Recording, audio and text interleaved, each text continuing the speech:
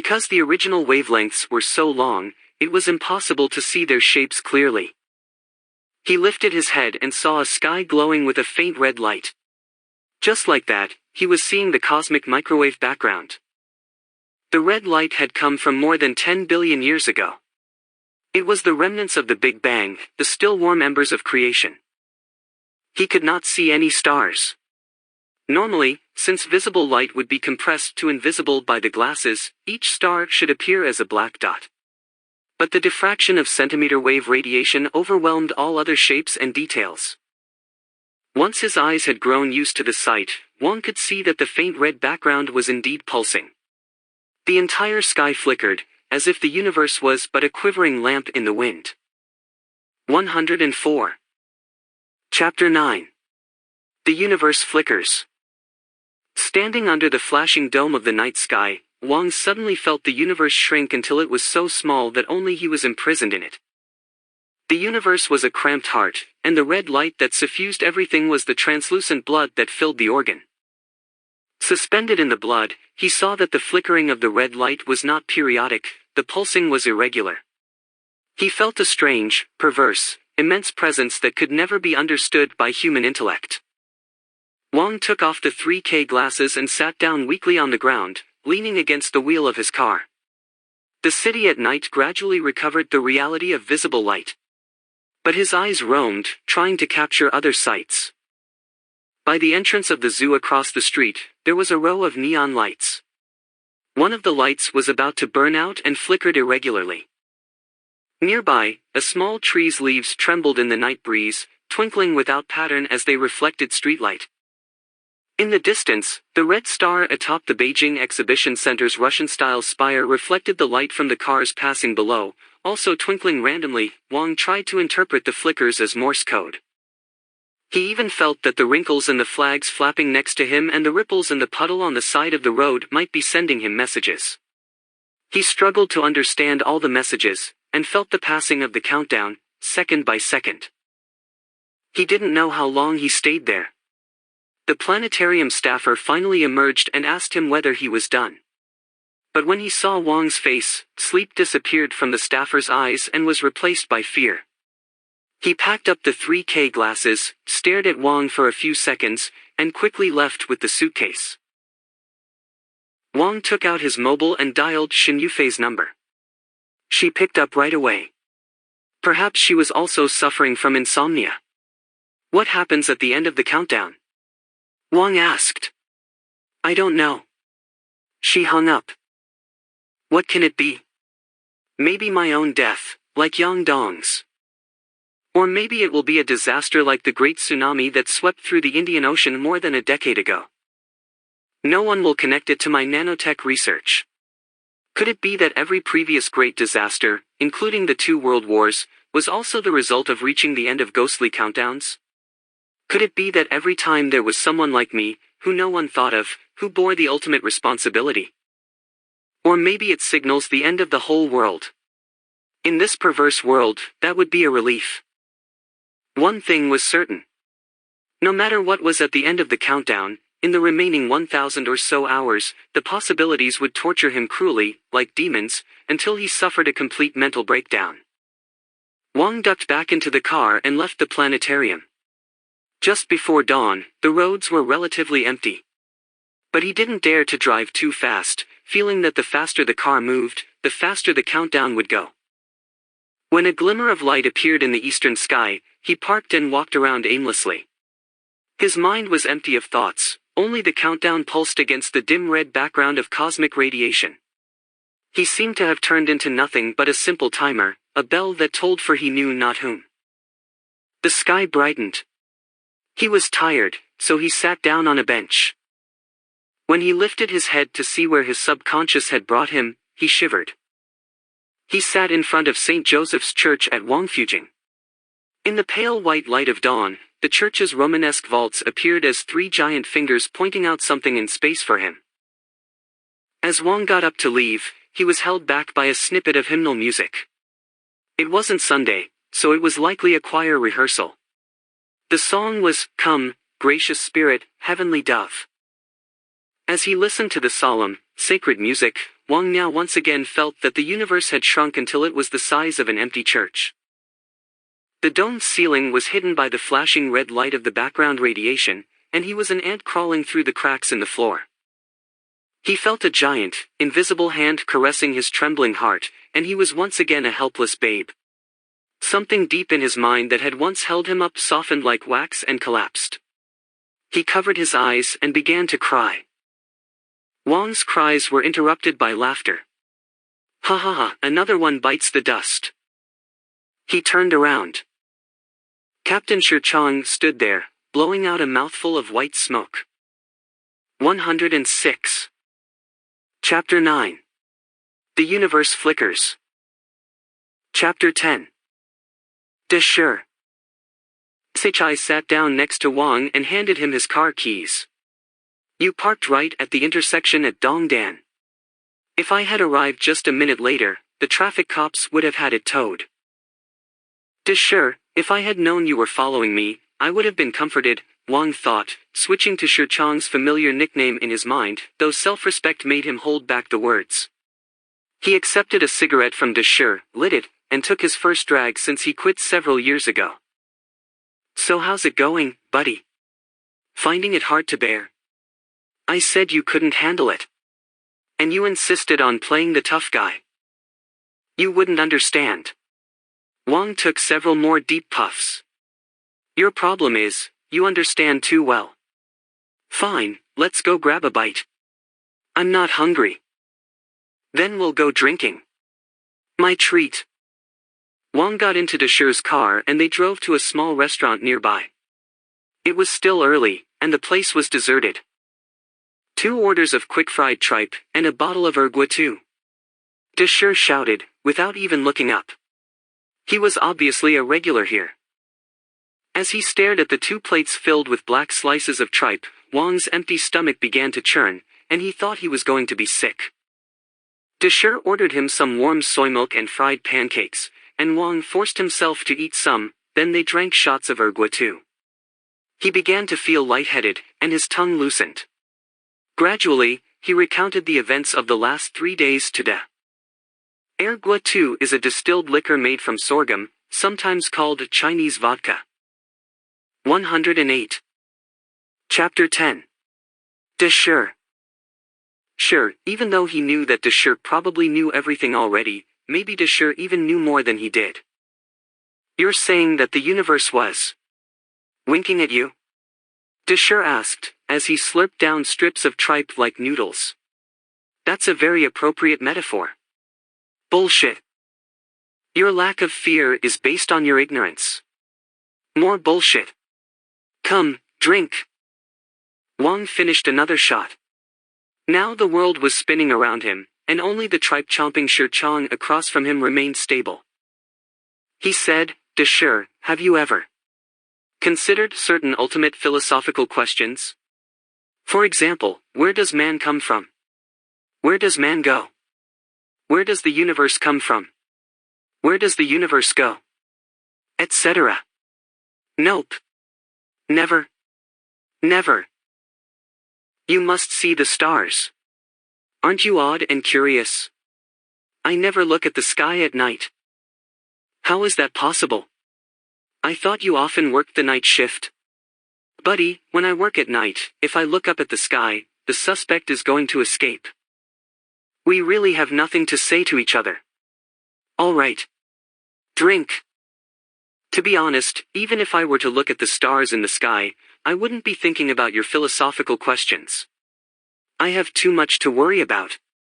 I gotta pay the mortgage, save for the kids' college, and handle the endless stream of cases. I'm a simple man without a lot of complicated twists and turns. Look down my throat and you can see out my ass. Naturally, I don't know how to make my bosses like me. Years after being discharged from the army, my career is going nowhere. If I weren't pretty good at my job, I would have been kicked out a long time ago. You think that's not enough for me to worry about? You think I've got the energy to gaze at stars and philosophize? You're right. All right, drink up. But, I did indeed invent an ultimate rule. Tell me. Anything sufficiently weird must be fishy. What? What kind of crappy rule is that? I'm saying that there's always someone behind things that don't seem to have an explanation. If you had even basic knowledge of science, you'd know it's impossible for any force to accomplish the things I experienced. Especially that last one. To manipulate things at the scale of the universe, not only can you not explain it with our current science, I couldn't even imagine how to explain it outside of science. It's more than supernatural. It's super I don't know what. I'm telling you, that's bullshit. I've seen plenty of weird things. Then tell me what I should do next. Keep on drinking. And then sleep. Fine. Wang Miao had no idea how he got back into his car. He tumbled into the back seat and fell into a dreamless slumber. He didn't think that he was asleep for long, but when he opened his eyes, the sun was already near the horizon in the west. He got out of the car. Even though the alcohol that morning had made him weak, he did feel better. He saw that he was at one corner of the Forbidden City. The setting sun shone on the ancient palace and turned into bright gold ripples in the moat. In his eyes, the world became once again classical and stable. Wang sat until it got dark, enjoying the peace that had been missing from his life. The black Volkswagen Santana that he was now so familiar with pulled out of the traffic streaming through the street and braked to a stop right in front of him. Shi Chang got out of the car. Slept well? De Shi growled. Yes. What next? Who? You? Go have dinner. Then drink a little more. Then sleep again. Then what? Then? Don't you have to go to work tomorrow? But the countdown. There's only 1091 hours left. Fuck the countdown. Your first priority right now is to make sure you can stand straight and not collapse into a heap. Then we can talk about other things. De Shi, can you tell me something about what's really going on?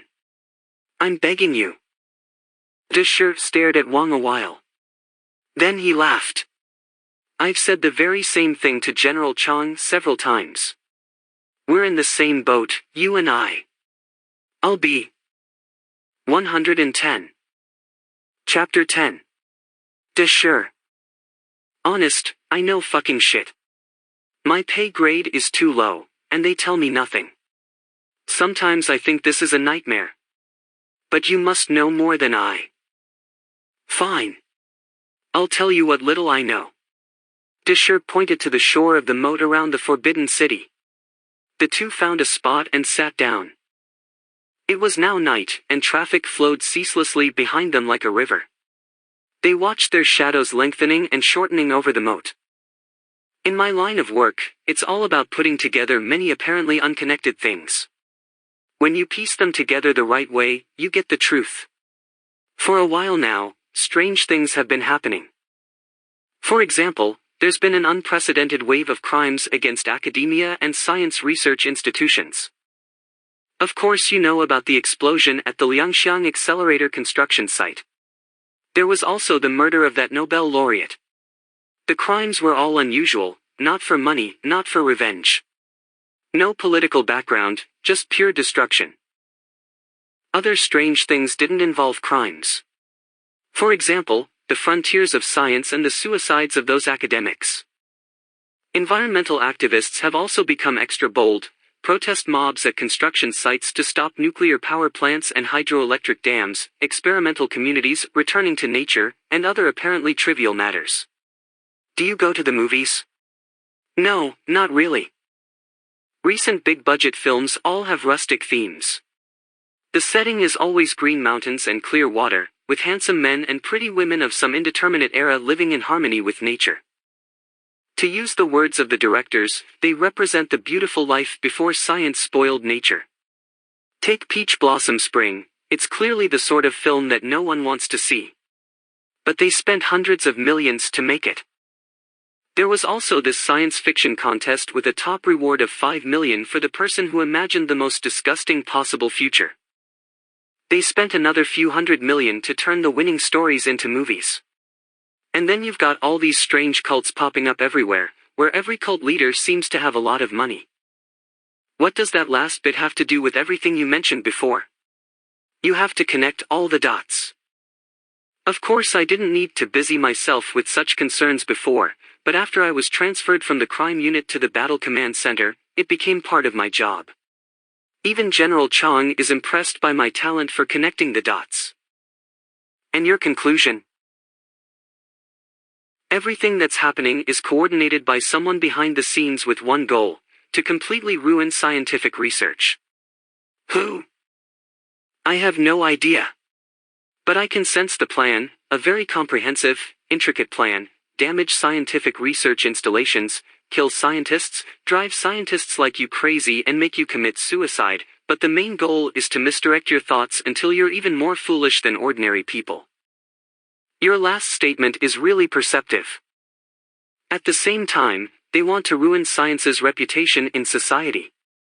Of course, some people have always engaged in anti-science activities, but now it's coordinated. I believe it. Now you believe me. So many of you scientific elites couldn't figure it out, and I, having gone only to vocational school, had the answer. Ha! After I explained my theory, the scholars and my bosses all ridiculed it. If you had told me your theory back then, I'm sure I wouldn't have laughed at you. Take those frauds who practice pseudoscience. Do you know who they're most afraid of? Scientists, of course. No. Many of the best scientists can be fooled by pseudoscience and sometimes devote their lives to it. But pseudoscience is afraid of one particular type of people who are very hard to fool: stage magicians. In fact, many pseudoscientific hoaxes were exposed by stage magicians. Compared to the bookworms of the scientific world, your experience as a cop makes you far more likely to perceive such a large-scale conspiracy. Well, there are plenty of people smarter than me. People in positions of power are well aware of the plot. When they ridiculed me at first, it was only because I wasn't explaining my theory to the right people. Later on, my old company commander, General Chang, had me transferred. But I'm still not doing anything other than running errands. That's it. Now you know as much as I do.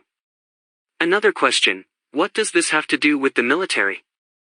I was baffled, too. I asked them, and they said that now that there's a war, of course the military would be involved. I was like you, thinking that they were talking nonsense. But no, they weren't joking. The army really is on high alert. There are 20-some battle command centers like ours around the globe. And 112. Chapter 10. Sure. Above them there's another level of command structure. But no one knows the details. Who's the enemy? No idea. NATO officers are now stationed in the war room of the PLA General Staff Department, and a bunch of PLA officers are working out of the Pentagon. Who the fuck knows who we're fighting? This is all so bizarre. Are you sure it's all true? A bunch of my old buddies from the army are now generals, so I know a few things. The media has no idea about any of this. That's another thing. All the countries are keeping a tight lid on this, and they've been successful so far. I can guarantee you that the enemy is incredibly powerful. Those in charge are terrified. I know General Chang very well. He's the sort who's afraid of nothing, not even the sky falling, but I can tell that he's worried about something much worse right now. They're all scared out of their wits, and they have no confidence that we'll win. If what you say is true, then we should all be frightened. Everyone is afraid of something. The enemy must be, too. The more powerful they are, the more they have to lose to their fears. What do you think the enemy is afraid of? You. Scientists. The odd thing is that the less practical your research is, the more they're afraid of you, like abstract theories, the kind of thing Yang Dong worked on. They are more frightened of such work than you are of the universe winking at you. That's why they're so ruthless. If killing you would solve the problem, you'd all be dead by now. But the most effective technique remains disrupting your thoughts. When a scientist dies, another will take his place. But if his thoughts are confused, then science is over. You're saying they're afraid of fundamental science? Yes, fundamental science. But my research is very different in nature from Yang Dong's. The nanomaterial I work on isn't fundamental science. It's just a very strong material. What's the threat to them? You're a special case. Usually, they don't bother those engaged in applied research. Maybe the material you're developing really scares them. Then what should I do? Go to work and keep up your research. That's the best way to strike back at them. Don't worry about that shitty countdown. If you want to relax a bit after work, play that game. If you can beat it, that might help. That game? 3-body? You think it's connected to all this? Definitely connected. I know that several specialists at the Battle Command Center are playing it too. It's no ordinary game. Someone like me, fearless out of ignorance, can't play it. It has to be someone knowledgeable like you. Anything else? No. But if I find out more, I'll let you know. Keep your phone on, buddy. Keep your head screwed on straight, and if you get scared again, just remember my ultimate rule. Deschert drove away before Wang had a chance to thank him. 114. Chapter 10. Deschert. Chapter 11. 3-body, Mosey and Fiery Flames. Wang now returned home, stopping on the way to buy a V-suit. His wife told him that people from work had been trying to get a hold of him all day. Wang turned on his phone, checked his messages, and returned a few calls. He promised he'd be at work tomorrow. At dinner, he followed Deschert's advice and drank some more. But he didn't feel sleepy. After his wife went to bed, he sat in front of the computer, put on his new V-suit, and logged into 3-body. Desolate plain at dawn. Wang stood in front of King Zhou's pyramid. The snow that had once covered it was gone, and the blocks of stone were pockmarked by erosion. The ground was now a different color. In the distance were a few massive buildings that Wang guessed were dehydratories, but they were of a different design than the ones he had seen last time. Everything told him that eons had passed. By the faint dawn light, Wang looked for the entrance. When he found it, he saw that the opening had been sealed by blocks of stone. But next to it, there was now a staircase carved into the pyramid leading all the way to the apex. He looked up and saw that the top had been flattened into a platform. The pyramid, once Egyptian in style, now resembled an Aztec one. 116. Chapter 11. 3-body 2. Wang climbed up the stairs and reached the apex. The platform looked like an ancient astronomical observatory. In one corner was a telescope several meters high, and next to it were a few smaller telescopes. In another corner were a few strange instruments that reminded him of ancient Chinese armillary spheres, models of objects in the sky. His attention was drawn to the large copper sphere in the center of the platform. 2 meters in diameter, it was set on top of a complex machine. Propelled by countless gears, the sphere slowly rotated. Wang noticed that the direction and speed of its rotation constantly shifted. Below the machine was a large square cavity. By the faint torchlight within, Wang saw a few slave-like figures pushing a spoked, horizontal wheel, which provided the power to the machine above. A man walked toward Wang. Like King Wen when Wang had first encountered him, the man had his back against the sliver of light on the horizon, and he appeared to Wang as a pair of bright eyes floating in the darkness. He was slender and tall, dressed in a flowing black robe, his hair carelessly knotted on top of his head with a few strands waving in the wind. "Hello," the man said. "I'm Mosey." "Hello, I'm Hiren." "Ah, I know you." Mosey grew excited. "You were a follower of King Wen back in civilization number 137. I did follow him here. But I never believed his theories." "You're right." Mosey nodded at Wang solemnly. Then he moved closer. "During the 362,000 years you've been away, civilization has been reborn 4 more times.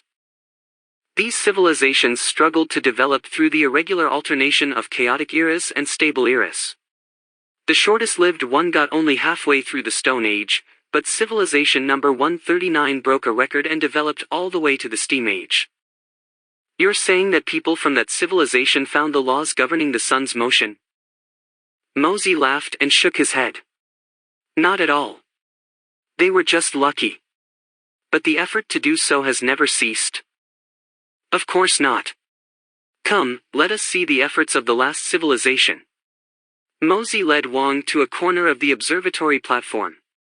The ground spread out beneath them like an ancient piece of leather.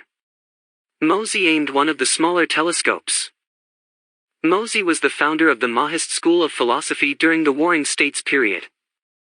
Mosey himself emphasized experience and logic, and was known as an accomplished engineer and geometer. At a target on the ground and gestured for Wang to look.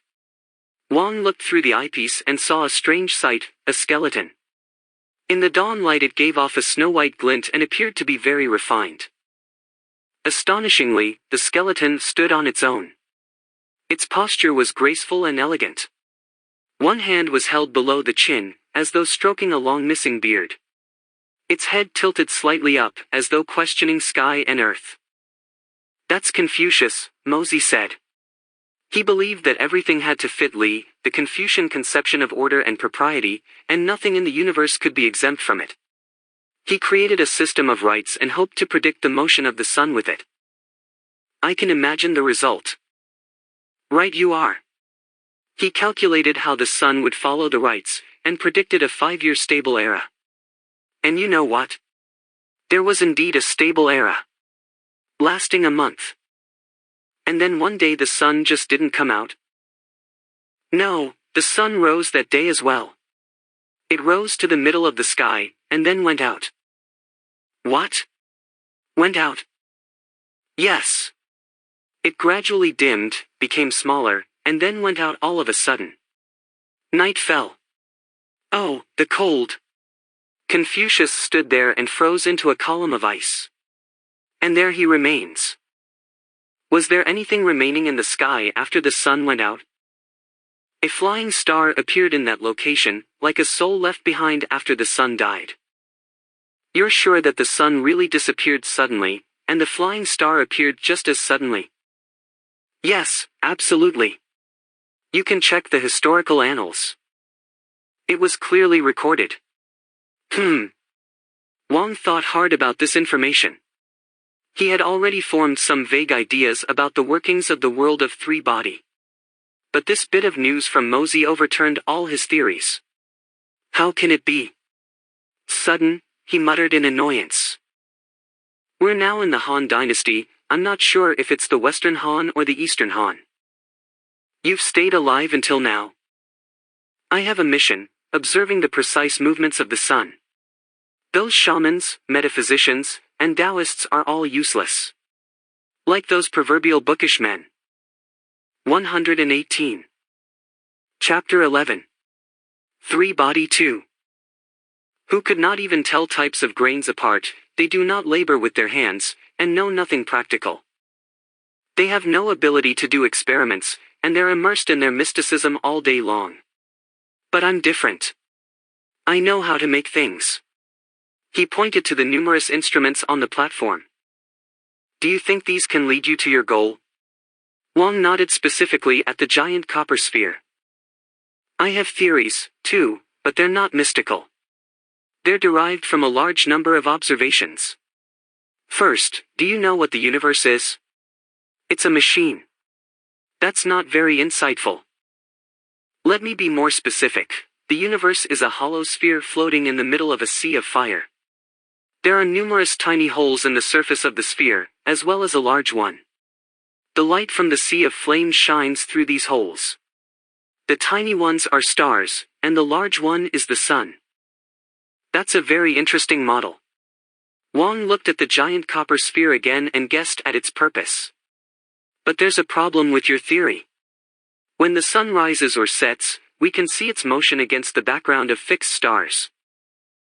But in your hollow sphere, all the holes remain in fixed positions relative to each other. Correct. That's why I've modified my model. The universal sphere is made of two spheres, one inside the other.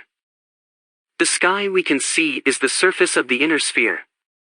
The outer sphere has one large hole while the inner sphere has many small holes. The light coming through the hole in the outer sphere is reflected and scattered many times in the space between the two spheres, filling it with light. Then the light comes in through the tiny holes in the inner sphere, and that's how we see the stars. What about the sun? The sun is the result of the large hole in the outer sphere being projected onto the inner one.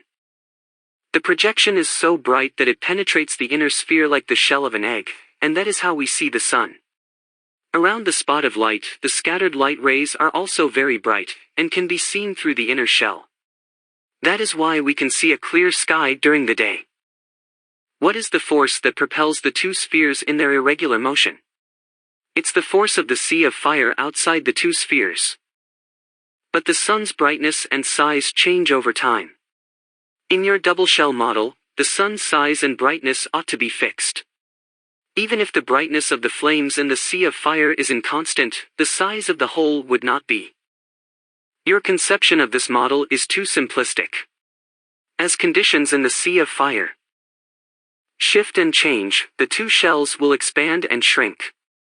This leads to changes in the size and brightness of the sun. What about the flying stars?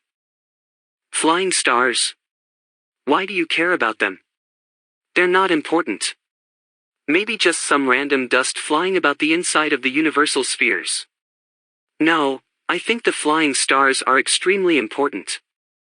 Otherwise, how does your model explain the sudden extinguishing of the sun during the time of Confucius? That's a rare exception. Maybe it was because a dark spot or cloud in the sea of fire just happened to pass over the big hole in the outer shell. Wang pointed to the large copper sphere. This must be your model, then. Yes. I built a machine to replicate the universe. The complex gears that move the sphere simulate the forces from the sea of fire. The laws governing such motion are based on the distribution of flames in the sea of fire and the currents within it. I deduced them from hundreds of years of observations. Can this sphere contract and expand? Of course. Right now it's slowly contracting. Wang used the handrail at the edge of the platform as a fixed visual reference. He found Mosey's assertion to be true. And there's an inner shell inside this sphere? Of course.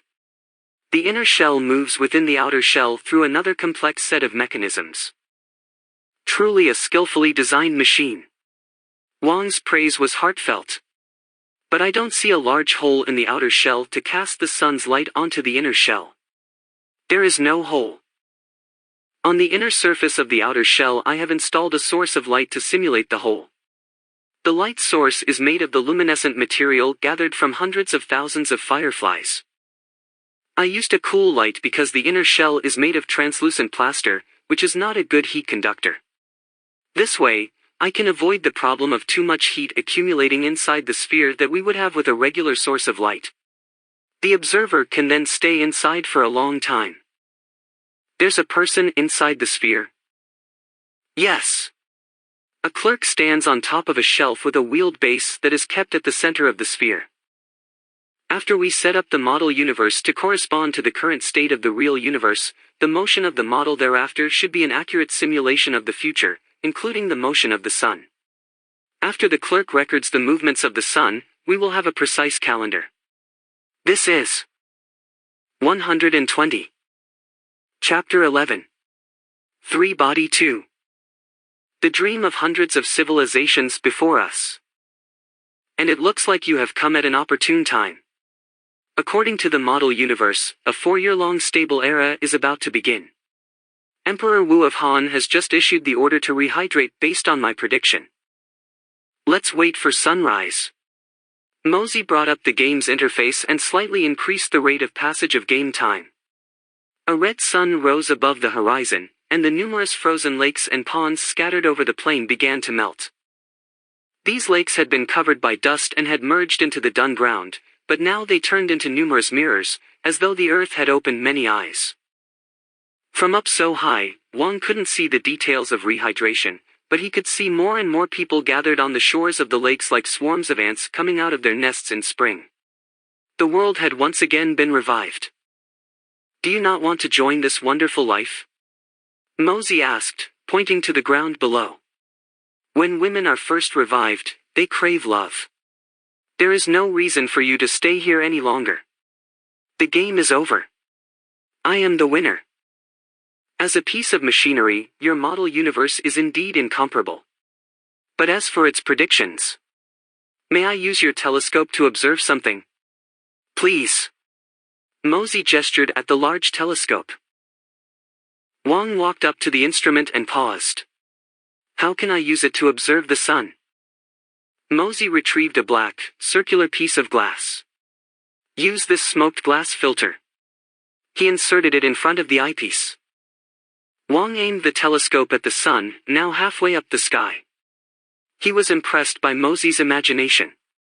The sun did indeed look like a hole through which a sea of fire could be seen, a small view into a much larger hole. But as he examined the image in the telescope more closely, he realized that the sun was different from the sun he was used to in real life. The sun here had a small core. He imagined the sun as an eye. The core was like the eye's pupil, and though it was small, it was bright and dense. The layers surrounding it, by contrast, appeared insubstantial, wispy, gaseous.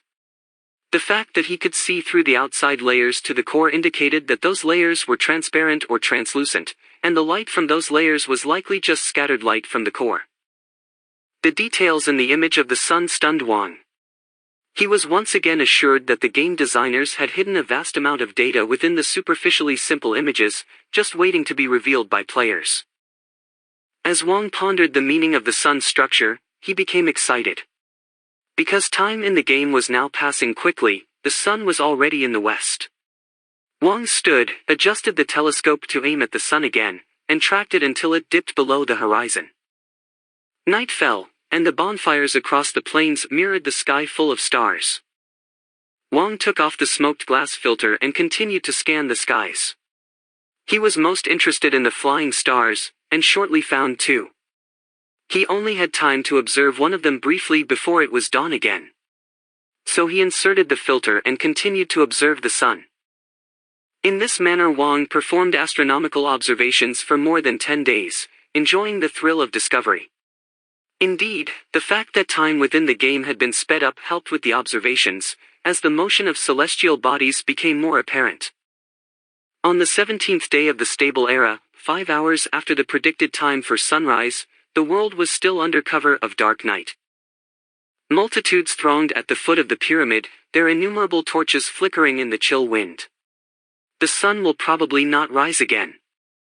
It is like at the end of civilization number 137, Wang said to Mosey. Mosey stroked his beard and smiled confidently. Do not fret. The sun will rise soon, and the stable era will continue. I've already learned the secret of the motion of the universal machine. My predictions cannot be wrong. As though confirming Mosey's words, the sky over the horizon brightened with dawn's first light. The crowd around the pyramid shouted in joy.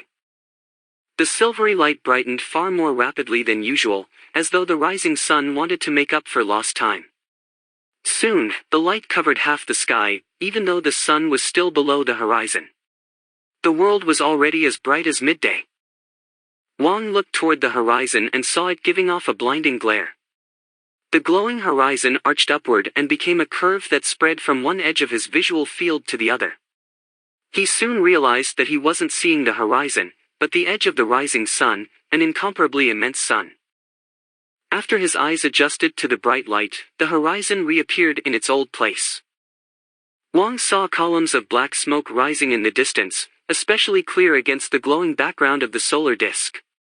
A fast horse rushed toward the pyramid from the direction of the rising sun, the dust from its hooves forming a distinct line across the plains. 122. Chapter 11. Three Body 2. The crowd parted before the horse, and Wang heard the rider scream at the top of his lungs, "Dehydrate! Dehydrate!" Following the rider was a herd of cattle, horses, and other animals. Their bodies were on fire and they moved across the ground like a burning carpet. Half of the gigantic sun's disk was now above the horizon, taking up much of the sky. The earth seemed to slowly sink down against a brilliant wall. Wang could clearly make out the fine structures on the surface of the sun, eddies and surging waves filling the sea of flames, sunspots floating along random paths like ghosts, the corona lazily spreading out like golden sleeves. On the ground, both those who had already dehydrated and those who hadn't began to burn like countless logs thrown into the belly of a furnace. The flames that consumed them were even brighter than glowing charcoal in a furnace, but were quickly extinguished. The giant sun continued to rise and soon filled most of the sky. Wang looked up and felt his perspective shift. Suddenly he was no longer looking up, but down. The surface of the giant sun became a fiery earth, and he felt himself falling toward this brilliant hell. Lakes and ponds began to evaporate, and puffs of white steam rose up like mushroom clouds. They rose, spilled open, and dispersed, covering the ashes of the dead. The stable era will continue. The universe is a machine. I created this machine. The stable era will continue. The universe. Wang turned his head. The voice belonged to Mosey, who was already on fire.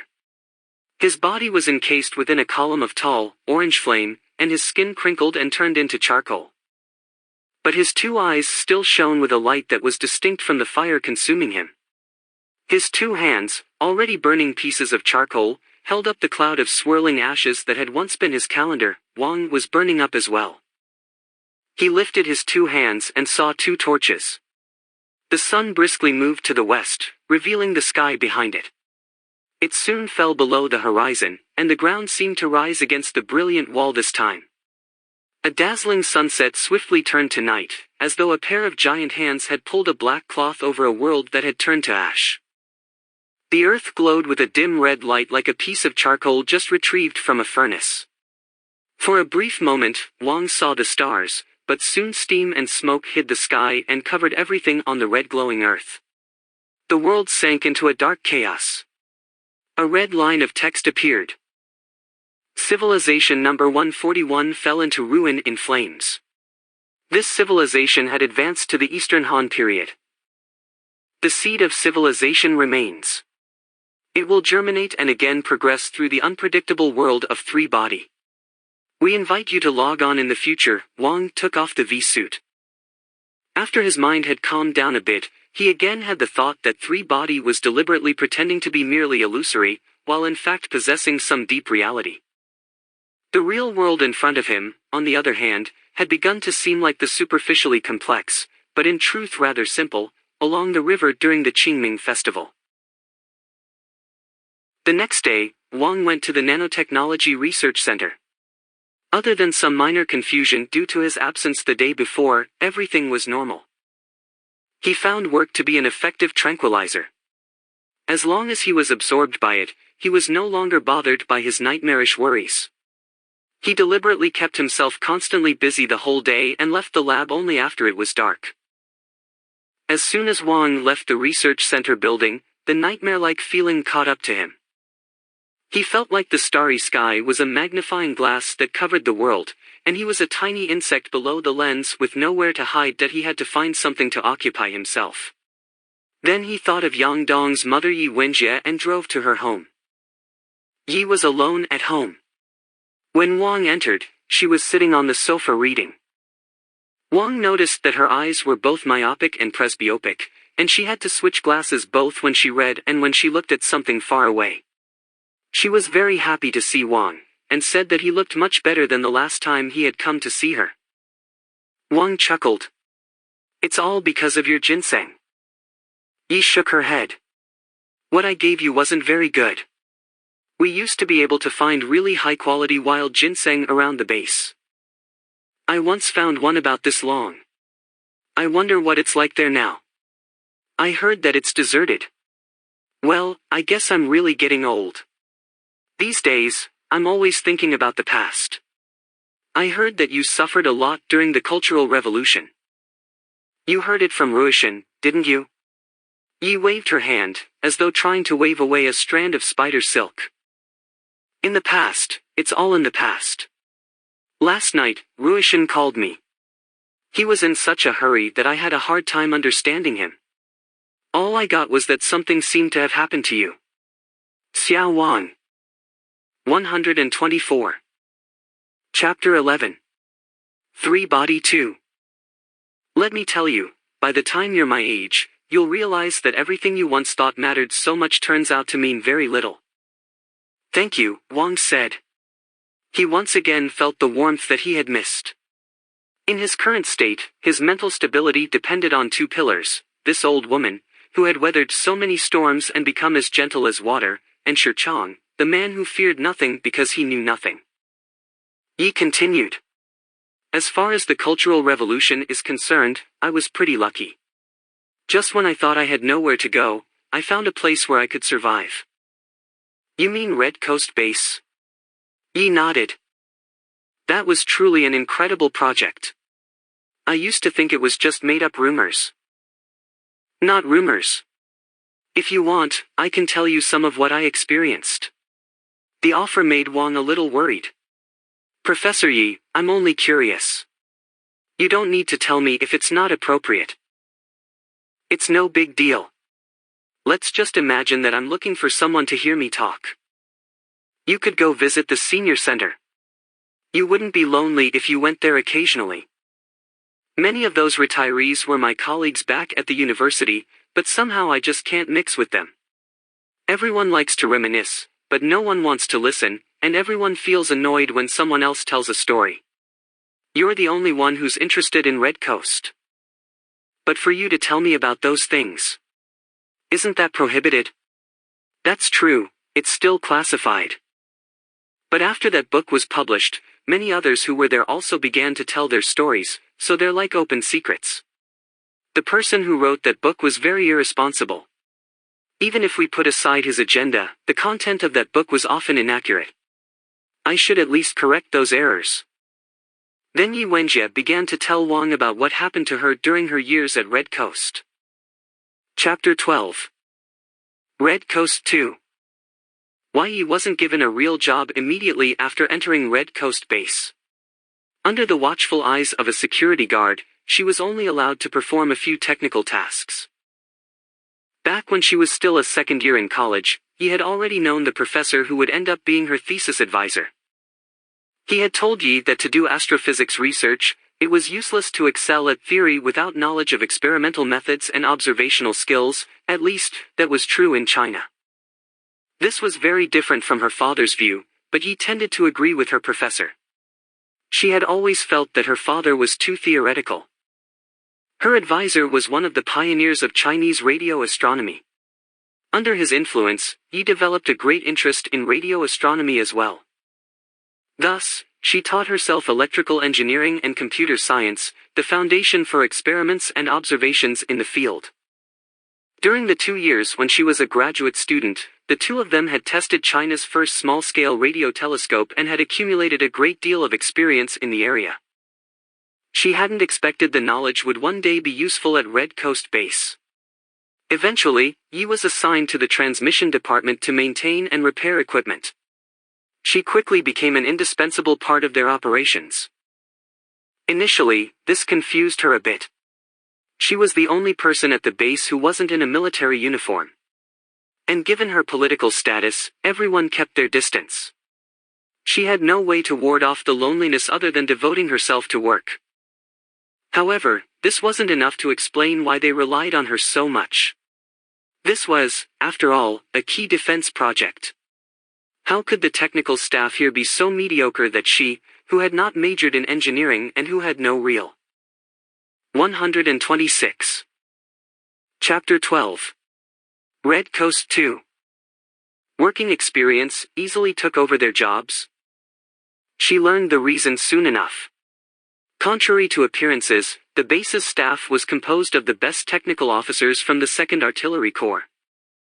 She could study all her life and have no hope of catching up to those excellent electrical and computer engineers. But the base was remote, the conditions were poor, and the main research work of the Red Coast project was already completed.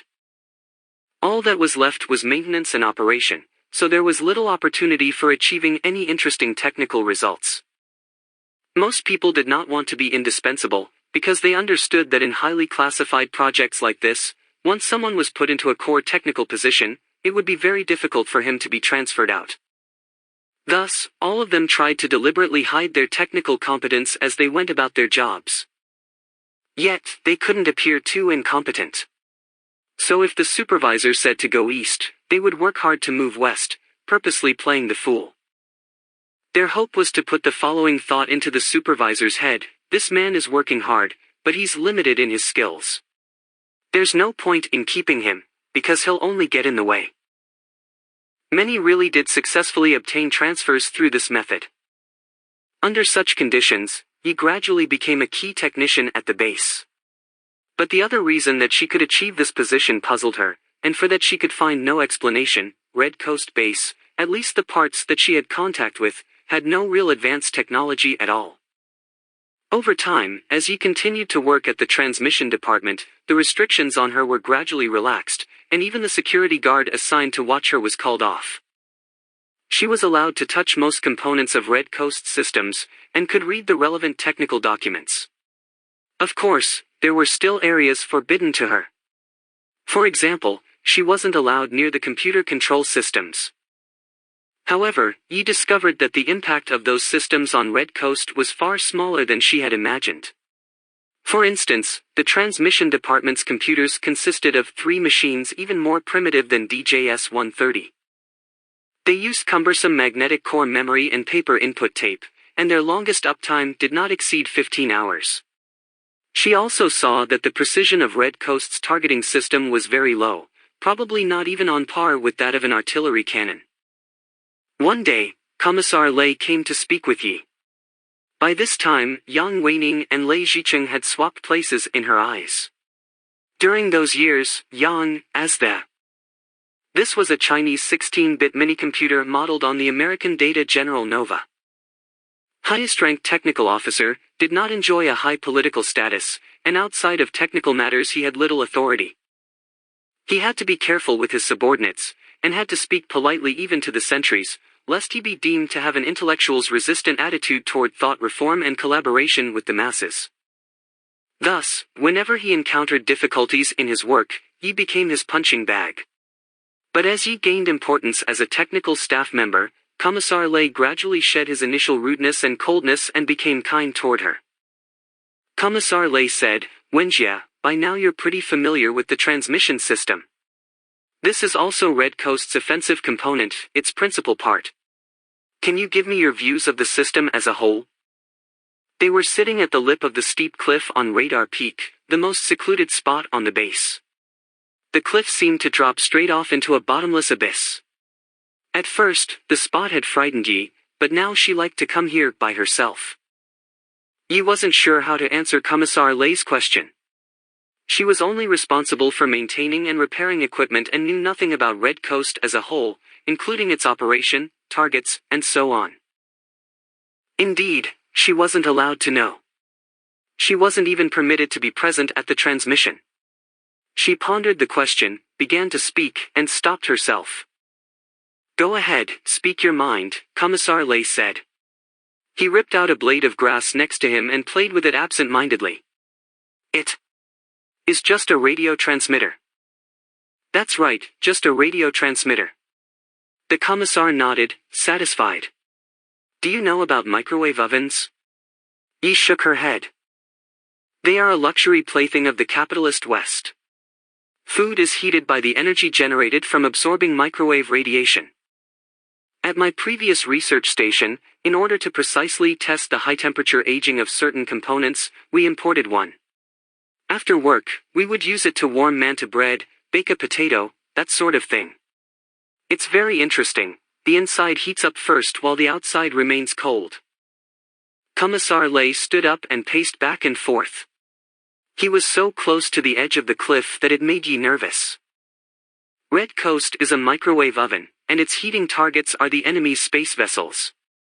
If we can apply microwave radiation at a specific power level of 1/10 of a watt to 1 watt per square centimeter, we'll be able to disable or destroy many. 128. Chapter 12. Red Coast 2. Electronic components of satellite communications, radar, and navigation systems.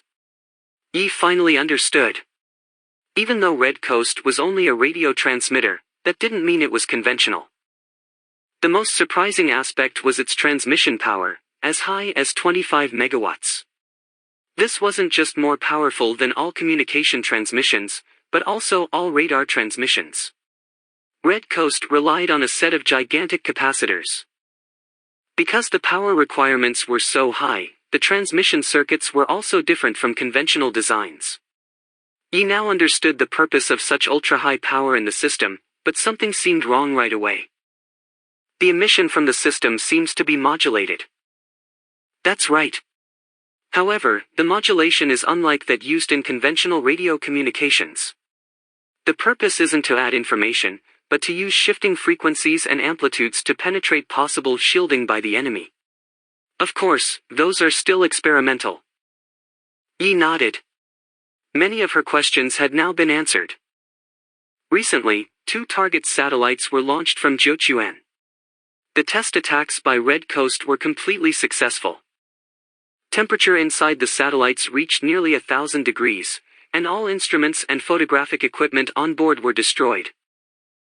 In future wars, Red Coast can effectively strike at the enemy's communication and reconnaissance satellites, like the KH-8 spy satellites on which the American imperialists rely, as well as the KH-9, which are about to be launched. The lower-orbit spy satellites of the Soviet revisionists are even more vulnerable. If necessary, we even have the capacity to destroy the Salyut space station of the Soviet revisionists and the Skylab station that American imperialists plan on launching next year. Commissar. What are you telling her? Someone spoke behind Yi. She turned and saw that it was Yang Weining, who stared at Commissar Lei severely. This is for work, Commissar Lei said, and then left. Yang glanced at Yi without saying anything and followed Lei. Yi was left all by herself. He's the one who brought me here, but he still doesn't trust me, a disconsolate Yi thought. She was worried about Commissar Lei. At the base, Lei had more authority than Yang, since the Commissar had the final vote on most important matters, but the way he rushed away with Yang seemed to indicate that he felt the chief engineer had caught him doing something wrong. This convinced Yi that Lei had made a personal decision to tell her about the true purpose of the Red Coast project. What will happen to him as a result of this decision? As she gazed at Commissar Lei's burly back, Yi felt a wave of gratitude. For her, trust was a luxury that she dared not wish for. Compared to Yang, Lei was closer to her image of a real military officer, possessing a soldier's frank and forthright manners. Yang, on the other hand, was nothing more than a typical intellectual of the period, cautious, timid, seeking only to protect himself. Even though Yi understood him, the wide gulf already between them grew wider. The next day, Yi was transferred out of the transmission department and assigned to the monitoring department. At first, she thought this was related to the events of the day before, an attempt to move her away from the core of Red Coast. But after arriving at the monitoring department, she realized that this was more like the heart of Red Coast. Even though the 2 departments shared some resources, such as the antenna, the technology level of the monitoring department was far more advanced. The monitoring department had a very sophisticated and sensitive radio receiver. A ruby-based traveling wave maser amplified the signals received by the gigantic antenna, and in order to minimize interference, the core of the reception system was immersed in liquid helium at -269 degrees Celsius. Periodically, a helicopter came to replenish the supply of liquid helium. The reception system was thus capable of picking up very faint signals. Yi couldn't help but imagine how wonderful it would be to use the equipment for radio astronomy research. The monitoring department's computer system was also much bigger and more complex than the one at the transmission department. The first time she entered the main computer room, Yi saw a row of cathode ray tube displays. She was stunned to see programming code scrolling across each of them, and the operators were free to edit and test the code using the keyboard. When she learned programming in college, the source code was always written on the grids of special programming paper, then transferred to paper tape using a typewriter. She had heard of input using a keyboard and screen, but this was the first time she had seen it. The software available astonished her even more. She learned about something called Fortran, which allowed you to program using a language close to natural language. You could even type mathematical equations directly into the code. Programming in it was several times more efficient than programming in machine code. And then there was something called a database, which allowed for easy. A maser is like a laser, but for electromagnetic radiation, typically microwaves, not in the visible light range. 130. Chapter 12. Red Coast 2. Storage and manipulation of vast amounts of data. 2 days later, Commissar Lay sought Yi out for another talk. This time, they were in the main computer room of the monitoring department, in front of the row of green glowing screens. Yang Weining sat close by, not part of their conversation, but also not willing to leave, which made Yi very uncomfortable. Wenjie, Commissar Lay began, let me explain the work of the monitoring department to you. Simply put, the goal is to keep an eye on enemy activities in space, including intercepting communications between enemy space vessels and the ground, and between the space vessels themselves, collaborating with our telemetry, tracking, and command centers to determine the orbits of enemy space vessels and provide data for Red Coast's combat systems. In other words, the eyes of Red Coast are here. Yang interrupted, Commissar Lay, I don't think what you're doing is a good idea. There's no need to tell her these things. Yi glanced at Yang and anxiously said, Commissar, if it's not appropriate for me to know, then... No, Wenjie. The Commissar held up a hand to stop Yi from speaking. He turned to Yang. Chief Yang, I'm going to tell you the same thing I did before. This is for work. For Wenjie to perform her duties better, she must be told the purpose of her work. Yang stood up. I will report this to our superiors. That is your right, of course. But do not fret, Chief Yang. I will assume responsibility for all consequences. Yang got up and left with a bitter expression. Don't mind him.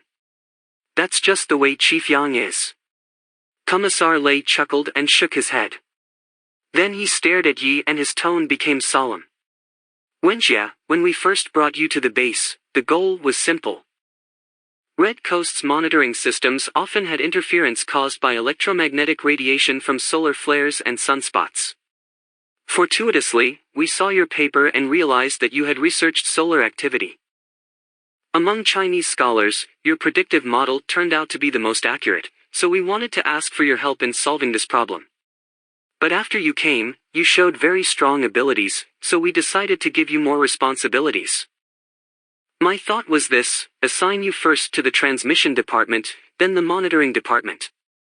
This way, you'd gain a comprehensive understanding of Red Coast as a whole and we could wait and see where to assign you after that. Of course, as you can see, this plan has met with some resistance. But I have trust in you, Wenjie. Let me be clear, until now, the trust placed in you has been mine, personally. I hope that you can continue to work hard and earn the trust of the organization as a whole. Commissar Lay placed a hand on Ye's shoulder. She felt the warmth and strength conveyed through it. Wenjie, let me tell you my sincere hope, one day, I'd like to call you Comrade Yi. Lay stood up and strode away in the confident manner of a soldier. Ye's eyes were filled with tears. Seen through them, the code on the screen became flickering flames.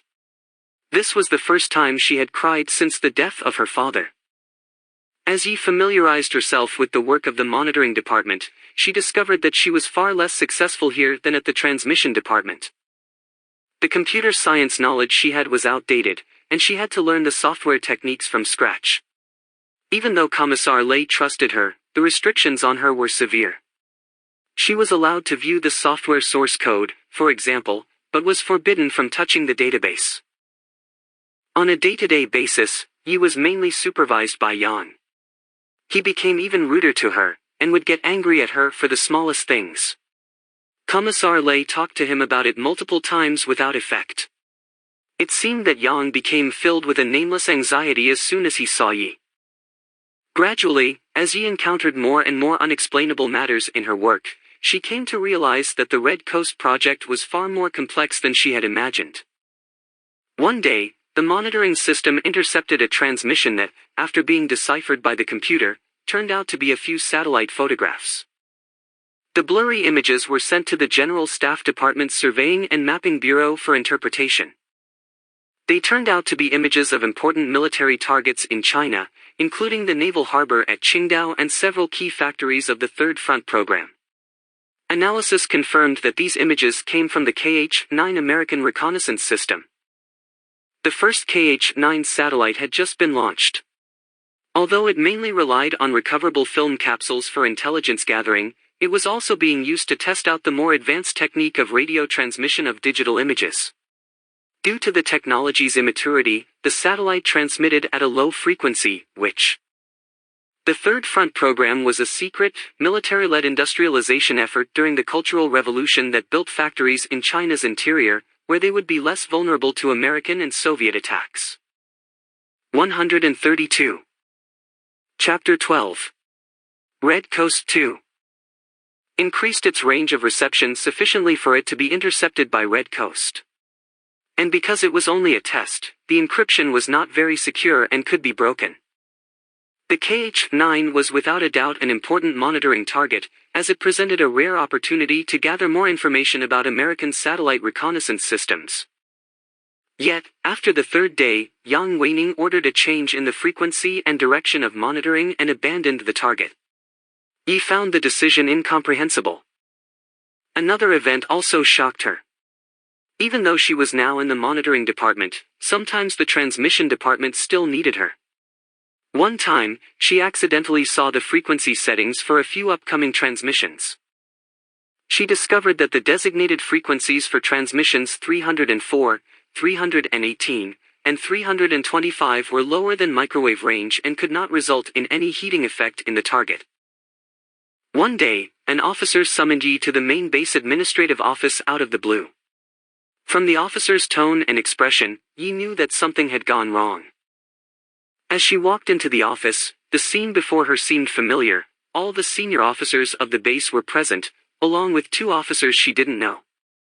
However, she could tell at a glance that they were from higher up in the chain of command. Everyone's icy stares focused on her, but the sensitivity she had developed over the stormy years informed her that she wasn't the one in big trouble today. She was at most a sideshow. She saw Commissar Lei sitting in a corner with a dejected look. He's finally going to pay for trusting me, she thought. At once, she decided that she would do whatever she could to save him. She would take responsibility for everything, even lie if necessary. But Commissar Lei was the first to speak, and what he said was completely unexpected. Yi Wenjia, I must make it clear at the start that I do not agree with what is about to be done. The decision was made by Chief Engineer Yang after requesting instructions from our superiors. He alone will be responsible for all consequences. Commissar Lei turned to look at Yang, who nodded solemnly. Lei continued, in order to better utilize your skills at Red Coast Base, Chief Engineer Yang repeatedly requested permission from our superiors to abandon the cover story we've been using with you. Our comrades from the Army Political Department. He indicated the two officers Yi didn't know, were sent to investigate your work situation. Finally, with the approval of our superiors, we've decided to inform you of the true nature of the Red Coast project. Only after a long pause did Yi finally understand Commissar Lei's meaning. He had been lying to her all along. I hope you will treasure this opportunity and work hard to redeem your sins. After this, you must behave with the utmost propriety. Any reactionary behavior will be severely punished. Commissar Lei stared at Yi. He was a completely different person from the image Yi had formed of him. Are we clear? Good. Now Chief Yang can explain. The others left, leaving only Yang and Yi. If you don't want this, there's still time. Yi discerned the weight behind these words. She now understood Yang's anxiety whenever he had seen her the last few weeks. To make full use of her skills, it was necessary for her to know the truth about Red Coast. However, this choice would extinguish the last ray of hope she had of ever leaving Radar Peak. Once she said yes, she really would spend the rest of her life at Red Coast Base. "I agree," Yi said, softly, but resolutely. Thus, on this early summer evening, as the wind howled through the giant parabolic antenna, and as the forest rustled over the greater Xing'an Mountains in the distance, Yang Weining explained to Yi Wenjie the true nature of Red Coast. It was a fairy tale for the ages, even more incredible than the Commissar's lies. 134. Chapter 12. Red Coast 2. Chapter 13. Red Coast 3. Selected documents from the Red Coast project. These documents were declassified 3 years after Yi Wenjie told Wang Miao the inside story of Red Coast and provide background information for what she told him. A question largely ignored by trends in fundamental world scientific research. Based on modern and contemporary history, there are 2 ways in which the results of fundamental scientific research can be converted into practical applications: gradualistic mode and saltatory mode. Gradualistic mode, theoretical, fundamental results are gradually applied to technology, advances accumulate until they reach a breakthrough. Recent examples include the development of space technology. Saltatory mode, theoretical, fundamental results rapidly become applied technology, leading to a technological leap. Recent examples include the appearance of atomic weapons. Until the 40s, some of the foremost physicists still thought it would never be possible to release the energy of the atom. But atomic weapons then appeared within a very short period. We define a technology leap to occur when fundamental science is converted to applied technology across a great span in an extremely brief time interval. 136. Chapter 13. Red Coast 3. Currently, both NATO and the Warsaw Pact are intensely active in fundamental research and investing heavily in it. One or more technological leaps can occur at any time. Such an occurrence will pose a major threat to our strategic planning. This article argues that our focus is currently on the gradualistic mode of technology development and insufficient attention is paid to the possibility of technology leaps. Starting from a higher vantage point, we should develop a comprehensive strategy and set of principles so that we can respond appropriately when technological leaps occur. Fields where technological leaps are most likely: physics, biology, computer science. The search for extraterrestrial intelligence. Of all fields, this is the one in which the possibility for a technology leap is greatest. If a leap occurs in this field, the impact will exceed the sum of technology leaps in the other 3 fields. Distribute this article to appropriate personnel and organize discussion groups. The article's views will not be to the liking of some, but let's not rush to label the author.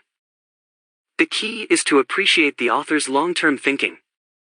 Some comrades cannot see beyond the ends of their noses, possibly because of the greater political environment, possibly because of their arrogance. This is not good. Strategic blind spots are extremely dangerous. In my view, of the 4 fields where technology leaps may occur, we have given the least thought to the last one. It's worth some attention, and we should systematically analyze the matter in depth. Signed, XXX date, X times 196X. 2. Research report on the possibility of technology leap due to the search for extraterrestrial intelligence. 1. Current international research trends. The United States and other NATO states, the scientific case and the necessity for SETI are generally accepted, and strong academic support exists. Project Ozma. In 1960, the National Radio Astronomy Observatory at Green Bank, West Virginia, searched for extraterrestrial intelligence with a radio telescope 26 meters in diameter. The project examined the stars Tau Ceti and Epsilon Eridani for 200 hours using ranges near the 1.420 GHz frequency. Project Ozma 2, which will involve more targets in a broader frequency range, is planned for 1972. Probes. The Pioneer 10 and Pioneer 11 probes, each of which will carry a metal plaque containing information about civilization on Earth, are scheduled for launch in 1972. The Voyager 1 and Voyager 2 probes, each of which will carry a metal audio record, are scheduled for launch in 1977. The Arecibo Observatory in Puerto Rico, constructed in 1963, this is an important instrument for SETI. Its effective energy collection area is about 20 acres, which is greater than the sum of the collecting areas of all other radio telescopes in the world. When combined with its computer system, it can simultaneously monitor 65,000 channels and is also capable of ultra-high-energy transmissions. The Soviet Union, few sources of intelligence are available, but there are indications that large investments have been made in the field. Compared to NATO countries, the research seems to be more systematic and long-term. Based on certain isolated information channels, plans are currently underway to build a global-scale very long baseline interferometry aperture synthesis radio telescope system. Once the system is completed, it will possess the world's most powerful deep space exploration capabilities. 2. Preliminary analysis of social patterns of extraterrestrial civilizations using a materialist conception of history. 3. Preliminary analysis of the influence of extraterrestrial civilizations on human social and political trends. 4. Preliminary analysis of the influence on current international patterns due to possible contact with extraterrestrial civilizations. Unidirectional contact. Bidirectional contact. 5. The danger and consequences of superpowers making initial contact with extraterrestrial intelligence and monopolizing such contact. Analysis of consequences of American imperialists and NATO making initial contact with extraterrestrial intelligence and monopolizing such contact. Analysis of consequences of Soviet revisionists and Warsaw Pact making initial contact with extraterrestrial intelligence and monopolizing such contact. 138. Chapter 13. Red Coast 3. Others have already sent their messages out into space. It's dangerous if extraterrestrials only hear their voices. We should speak up as well. Only then will they get a complete picture of human society. It's not possible to get the truth by only listening to one side. We must make this happen, and quickly. Signed, XXX date, X times 196X3. Research report on the initial phase of the Red Coast Project. Top secret number of copies, 2. Summary document, central document number XXXXXX, forwarded to the Commission for Science, Technology, and Industry for National Defense, the Chinese Academy of Sciences, and the Central Planning Commission, Department of National Defense. Disseminated at the XXXXXX Conference and the XXXXXX Conference, partially disseminated at the XXXXXX Conference. Topic serial number, 3760. Code name, Red Coast 1. Goal: to search for the possible existence of extraterrestrial intelligence and to attempt contact and exchange. 2. Theoretical study of the Red Coast Project. Searching and monitoring. Monitoring frequency range, 1000 MHz to 40,000 MHz. Monitoring channels, 15,000 key frequencies to monitor. Hydrogen atom frequency at 1420 MHz. Hydroxyl radical radiation frequency at 1667 MHz. Water molecule radiation frequency at 22,000 MHz. Monitoring target range, a sphere centered around Earth with a radius of 1,000 light-years, containing approximately 20 million stars. For a list of targets, please see Appendix 1. Message transmission. Transmission frequencies, 2,800 MHz, 12,000 MHz, 22,000 MHz. Transmission power, 10-25 megawatts. Transmission targets, a sphere centered around Earth with a radius of 200 light-years, containing approximately 100,000 stars. For a list of targets, please see Appendix 2. Development of the Red Coast Self-Interpreting Code System. Guiding principle: using universal, basic mathematical and physical laws, construct an elemental linguistic code that can be understood by any civilization that has mastered basic algebra, Euclidean geometry, and the laws of classical mechanics. Using the elemental code above and supplemented with low-resolution images, gradually build up to a full linguistic system. Languages supported: Chinese and Esperanto. The entire system's information content should be 680 kilobytes. Transmission times at the 2800 MHz, 12,000 MHz, and 22,000 MHz channels are 1,183 minutes, 224 minutes, and 132 minutes respectively. 3. Implementation plan for the Red Coast project. Preliminary design for the Red Coast monitoring and searching system. Preliminary design for the Red Coast transmission system. Preliminary site selection plan for Red Coast base. Preliminary thoughts on the formation of Red Coast Force from within the 2nd Artillery Corps. 4. Content of message transmitted by Red Coast. Overview of Earth, overview of life on Earth, overview of human society, basic world history. Total information content, 17.5 kilobytes. The entire message will be sent after transmitting the self-interpreting code system. Transmission times of message at the 2800 MHz, 12,000 MHz, and 22,000 MHz channels are 31 minutes, 7.5 minutes, and 3.5 minutes, respectively. The message will be carefully vetted by a multidisciplinary review to ensure that it will not give away the Earth's coordinates relative to the Milky Way. Among the 3 channels, transmission at the higher frequency 12,000 MHz and 22,000 MHz channels should be minimized to reduce the likelihood that the source of transmission may be precisely ascertained. For message to extraterrestrial civilizations. 140. Chapter 13. Red Coast 3. First draft. Attention, you who have received this message. This message was sent out by a country that represents revolutionary justice on Earth. Before this, you may have already received other messages sent from the same direction. Those messages were sent by an imperialist superpower on this planet. That superpower is struggling against another superpower for world domination so that it can drag human history backwards. We hope you will not listen to their lies. Stand with justice, stand with the revolution. This is utter crap. It's enough to put up big character posters everywhere on the ground, but we should not send them into space. The Cultural Revolution leadership should no longer have any involvement with Red Coast. Such an important message must be composed carefully. It's probably best to have it drafted by a special committee and then discussed and approved by a meeting of the Politburo, signed, XXX date, X times 196X 2nd draft 3rd draft 4th draft. We extend our best wishes to you, inhabitants of another world. After reading the following message, you should have a basic understanding of civilization on Earth. By dint of long toil and creativity, the human race has built a splendid civilization, blossoming with a multitude of diverse cultures. We have also begun to understand the laws governing the natural world and the development of human societies. We cherish all that we have accomplished. But our world is still flawed. Hate exists, as does prejudice and war.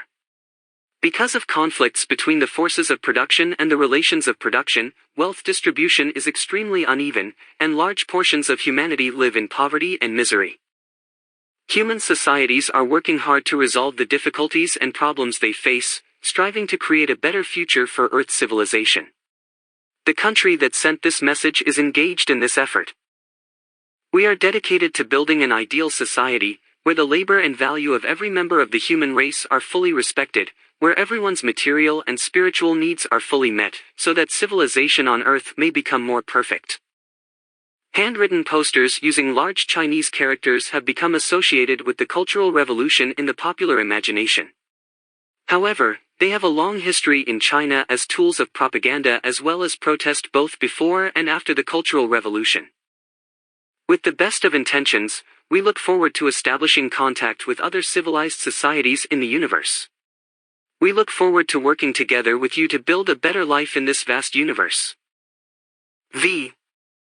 Related policies and strategies. 1. Consideration of policies and strategies after reception of message from extraterrestrial intelligence. 2. Consideration of policies and strategies after establishing contact with extraterrestrial intelligence. It's important to take the time out of our busy schedules to do something entirely unrelated to our immediate needs. This project has allowed us to give some thought to issues we have never had time for. Indeed, we can think through them only when we take a sufficiently high vantage point. This alone is enough to justify the Red Coast Project. How wonderful it will be if the universe really contains other intelligences and other societies. Bystanders have the clearest view. Someone truly neutral will then be able to comment on whether we're the heroes or villains of history. Signed, XXX date, X times 196X. 142. Chapter 13. Red Coast 3. Chapter 14. Red Coast 4. Professor Yi, Wang Miao said, I have a question. Back then, SETI was marginalized research. Why did the Red Coast Project have such a high security rating? That question was asked during the very first phases of the Red Coast Project, and continued to be asked until the end. But now you should know the answer. We can only be impressed by the foresight of the top decision-maker responsible for the Red Coast Project. Yes, he thought far ahead. Wang nodded gravely. Wang knew that it was only within the last couple of years that serious and systematic consideration had been given to the question of how and to what degree human societies would be influenced by establishing contact with extraterrestrial intelligence, but the research had rapidly gained interest. And the conclusions were shocking. Naive, idealistic hopes had been shattered. Scholars found that, contrary to the happy wishes of most people, it was not a good idea for the human race as a whole to make contact with extraterrestrials. The impact of such contact on human society would be divisive rather than uniting, and would exacerbate rather than mitigate the conflicts between different cultures. In summary, if contact were to occur, the internal divisions within Earth civilization would be magnified and likely lead to disaster. The most shocking conclusion of all was that the impact would have nothing at all to do with the degree and type of contact, or the form and degree of advancement of the alien civilization. This was the theory of contact as symbol, proposed by sociologist Bill Mathers of Rand Corporation in his book, The 100,000 Light-Year Iron Curtain, SETI. 144. Chapter 14. Red Coast 4. Sociology. Mathers believed that contact with an alien civilization is only a symbol or a switch. Regardless of the content of the encounter, the results would be the same. Suppose that the nature of the contact is such that only the existence of extraterrestrial intelligence is confirmed, with no other substantive information, what Mathers called elementary contact. The impact would be magnified by the lens of human mass psychology and culture until it resulted in huge, substantive influences on the progress of civilization. If such contact were monopolized by one country or political force, the significance would be comparable to an overwhelming advantage in economic and military power. How did Red Coast end? You can probably guess. Wang nodded again. Of course he understood that, had Red Coast succeeded, the world today would be very different. To comfort Yi, he said, it's still too early to tell if it succeeded or not. The radio waves sent out by Red Coast haven't gone very far in the universe yet. Yi shook her head. The farther the signals travel, the weaker they become, and the less likely that any extraterrestrial civilization will receive them. Of course, if aliens have already detected the Earth's existence and its oxygen-rich atmosphere and decided to focus powerful equipment specifically at us, the story would be different. But, in general, research shows that in order for extraterrestrials to detect our signals, we must broadcast at a power level equal to the energy output of a mid-sized star. Soviet astrophysicist Nikolai Kardashev once proposed that civilizations can be divided into three types based on the power they can command, for communication purposes, let's say.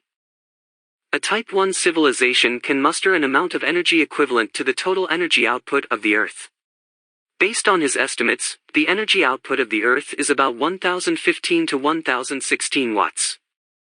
A Type 2 civilization can marshal the energy equivalent to the output of a typical star, 1026 watts. A Type 3 civilization's communication energy can reach 1036 watts, approximately equal to the energy output of a galaxy.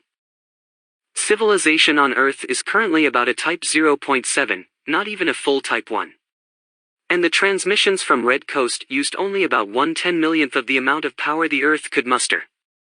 Our call was like the buzzing of a mosquito in the sky. No one could hear it.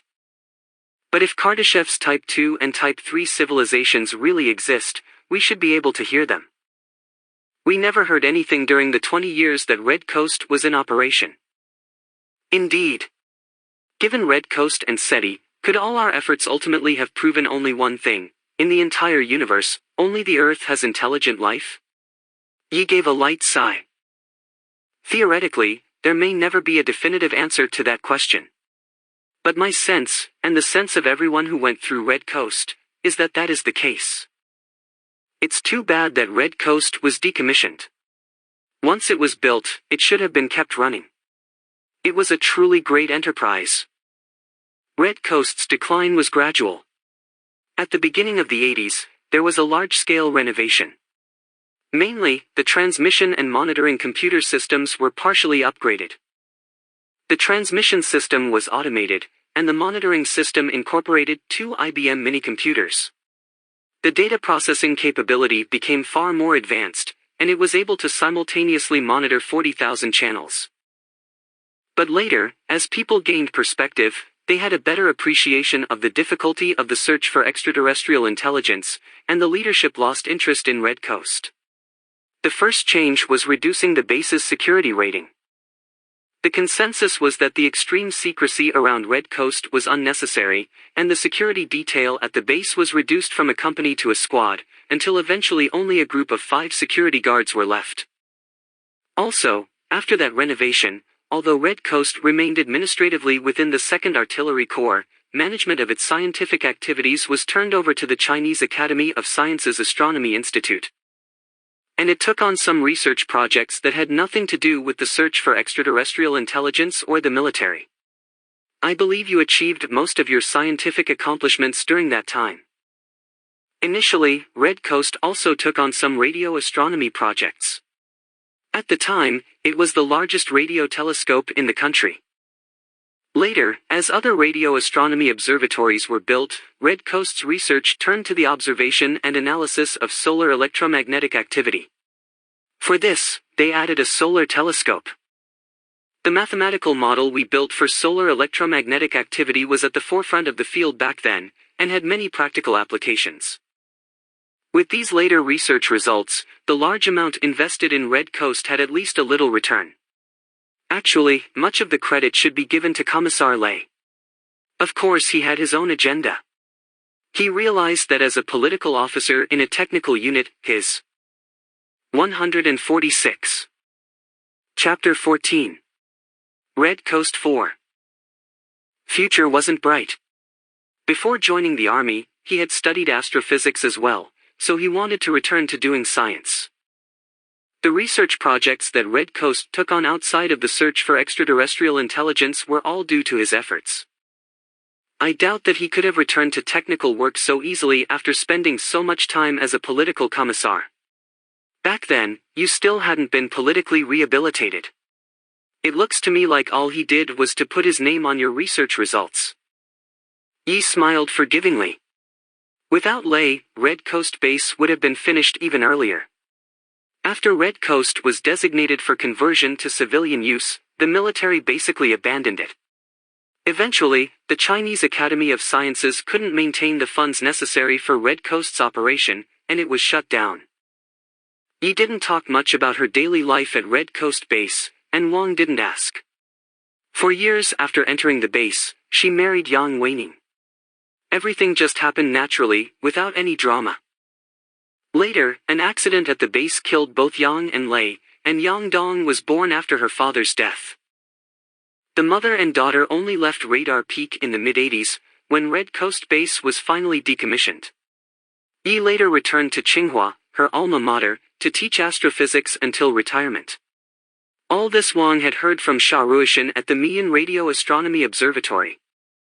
The search for extraterrestrial intelligence is a unique discipline. It has a profound influence on the researcher's perspective on life. Yi spoke in a drawn-out voice, as though telling stories to a child. In the dead of the night, I could hear in my headphones the lifeless noise of the universe. The noise was faint but constant, more eternal than the stars. Sometimes I thought it sounded like the endless winter winds of the greater Shingon Mountains. I felt so cold then, and the loneliness was indescribable. From time to time, I would gaze up at the stars after a night shift and think that they looked like a glowing desert, and I myself was a poor child abandoned in the desert. I thought that life was truly an accident among accidents in the universe. The universe was an empty palace, and humankind the only ant in the entire palace. This kind of thinking infused the second half of my life with a conflicted mentality. Sometimes I thought life was precious, and everything was so important, but other times I thought humans were insignificant, and nothing was worthwhile. Anyway, my life passed day after day accompanied by this strange feeling, and before I knew it, I was old. Wang wanted to comfort this old woman who had devoted her life to a lonely but great enterprise, but Ye's last speech caused him to sink into the same sorrowful mood. He found that he had nothing to say except, "Professor Yi, someday I'll go with you to visit the ruins of Red Coast Base." Yi slowly shook her head. "Xiao Wang, I'm not like you. I'm getting on in years, and my health isn't what it used to be. It's hard to predict the future. I live my life day to day." Looking at the silvery head of hair on Yi Wenjie, Wang knew she was thinking of her daughter again. 148. Chapter 14. Red Coast 4. Chapter 15. Three-body, Copernicus, Universal Football, and Trisolar Day. After leaving Ye's home, Wang now couldn't calm down. The events of the last 2 days and the history of Red Coast, two seemingly unconnected strands, now twisted together, made the world unfamiliar overnight. Once he was home, in order to escape this mood, Wang turned on the computer, put on the V-suit, and logged on to Three-Body for the third time. The attempt to adjust his state of mind worked. By the time the login screen appeared, Wang seemed like a different person, one filled with an unexplainable excitement. Unlike the first 2 times, this time Wang came with a purpose. He was going to reveal the secret of the world of Three-Body. He created a new login ID appropriate for his new role, Copernicus. Once logged in, Wang again stood on that broad, desolate plain, facing the strange dawn of the world of Three-Body. A colossal pyramid appeared in the east, but right away Wang knew it was no longer the pyramid of King Zhou of Shang or Mozi. It had a Gothic-style apex, stabbing straight into the morning sky, recalling St. Joseph's Church at Wangfujing. But if that church were placed next to this pyramid, it would be nothing more than an entrance booth. He saw many buildings in the distance that were apparently dehydrotories, but also now. 150. Chapter 15. Three-Body 3. Built in the Gothic style, with tall, sharp steeples, as though the ground had grown numerous spikes. Wang saw a door on the side of the pyramid, lit from within by flickering lights. He walked over.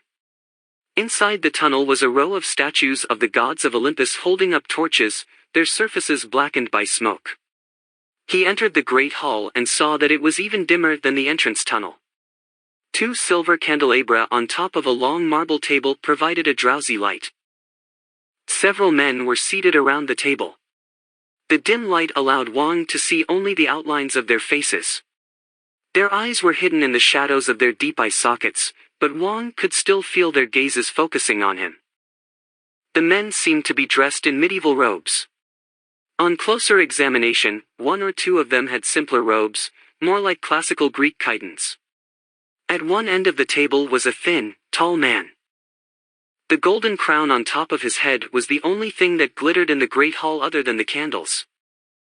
With some effort, Wang saw by the dim candlelight that his robe was different from the others. It was red. Wang realized that the game displayed a distinct world for each player.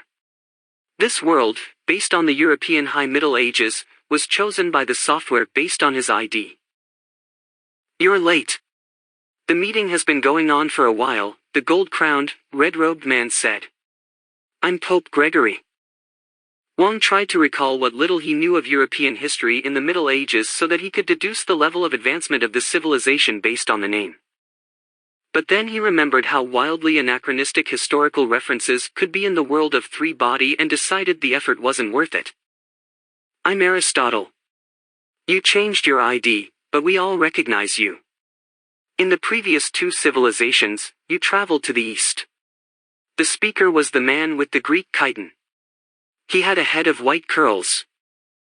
Yes. Wang nodded. There, I witnessed the destruction of 2 civilizations, one by extreme cold, another by a blazing sun. I also saw the great efforts the scholars of the East expended in trying to master the laws governing the sun's motion. Ha! The sound came from a man with a goatee that curled upward. He was even thinner than the Pope. Eastern scholars tried to understand the secrets of the sun's motion through meditation, epiphany, or even dreams. Utterly laughable. This is Galileo, said Aristotle. He advocates understanding the world through observation and experiment. He is an unimaginative thinker, but his results demand our attention. Mosey also conducted experiments and observation, Wang said. Galileo snorted. Mosey's way of thinking was still Eastern. He was nothing more than a mystic dressed as a scientist. He never took his own observation data seriously, and he constructed his model based on subjective speculation. Ridiculous. I feel sorry for his refined equipment. We're different. Based on large amounts of observational data and experiments, we make strict, logical deductions to build a model of the universe. Then we go back to experimentation and observation to test it. That's correct. Wang nodded. That's also my way of thinking. Have you brought a calendar as well, then? The Pope's tone was mocking. I don't have a calendar. I only brought a model built upon observation data. But I must make it clear that even if the model is correct, it's not certain that by using it one can master the precise details of the sun's motion and create a calendar. However, it's a necessary step. A few lonely claps echoed throughout the great hall. The applause came from Galileo. Excellent, Copernicus, excellent. Your pragmatic way of thinking, adapted to the experimental, scientific approach, is lacking in most scholars. Based on this alone, your theory is worth listening to. The Pope nodded at Wang. Go ahead. After calming himself and walking to the other end of the long table, Wang said, it's actually pretty simple. The reason why the sun's motion seems patternless is because our world has 3 suns. Under the influence of their mutually perturbing gravitational attraction, their movements are unpredictable, the 3-body problem. When our planet revolves around one of the suns in a stable orbit, that's a stable era. When one or more of the other suns move within a certain distance, their gravitational pull will snatch the planet away from the sun it's orbiting, causing it to wander unstably through the gravitational fields of the 3 suns. That's a chaotic era. After an uncertain amount of time, our planet is once again pulled into a temporary orbit and another stable era begins. This is a football game at the scale of the universe. The players are the 3 suns, and our planet is the football. A few hollow laughs rang out in the great hall. Burn him to death, the Pope said impassively. The 2 soldiers standing at the door in rusty armor started toward Wang like 2 clumsy robots. Burn him. Galileo sighed. I had hopes for you, but you're nothing more than. 152. Chapter 15. 3-body 3. Another mystic or warlock. Such men are a public nuisance, Aristotle agreed.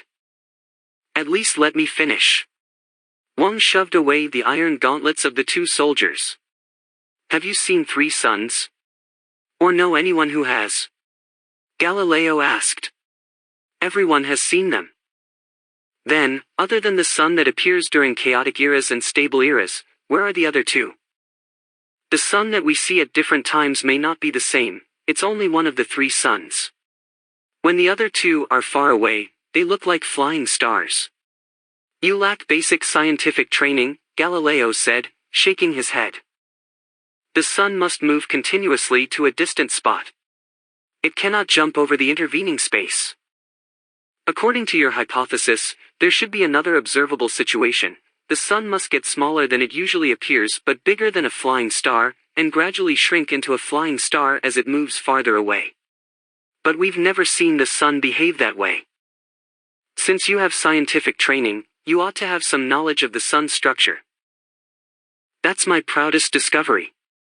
The sun is made of a sparse but expansive gaseous outer layer and a dense and hot inner core. Very true, said Wang. But you apparently haven't discovered the special optical interaction between the sun's gaseous outer layer and our planet's atmosphere. It's a phenomenon akin to polarization or destructive interference. As a result, when we view the sun from within our atmosphere and it gets a certain distance from us, the gaseous outer layer suddenly becomes completely transparent and invisible, and all we can see is its bright inner core.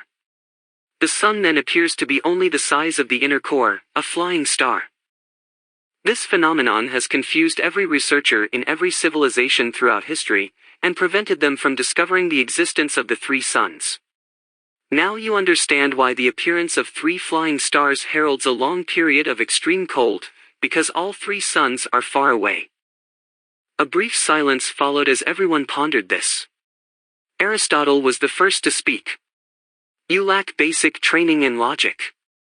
It's true that we can sometimes see three flying stars, and that's always accompanied by destructive periods of extreme cold. But based on your theory, we should also sometimes see three normal-sized suns in the sky. This has never happened. In all the records of all the civilizations, this has never occurred. Wait. A man wearing a strangely shaped hat and a long beard stood up and spoke for the first time. I'm Leonardo da Vinci. There may be such historical records. One civilization saw two suns and was immediately destroyed by their combined heat, but the record was very vague. We're talking about three suns, not two. Galileo shouted. According to his theory, three suns must appear sometime, just like three flying stars.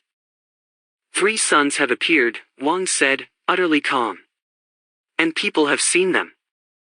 But those who saw such a great sight could not leave behind any information about them because seeing three suns would mean that they had at most a few seconds left to live. They had no chance to escape or survive. Trisolar days are the most terrifying catastrophes for our world. On such days, the surface of the planet would turn into a smelting furnace in a second, and the heat would be enough to melt rocks. After the destruction caused by a trisolar day, an eon would pass before the reappearance of life and civilization.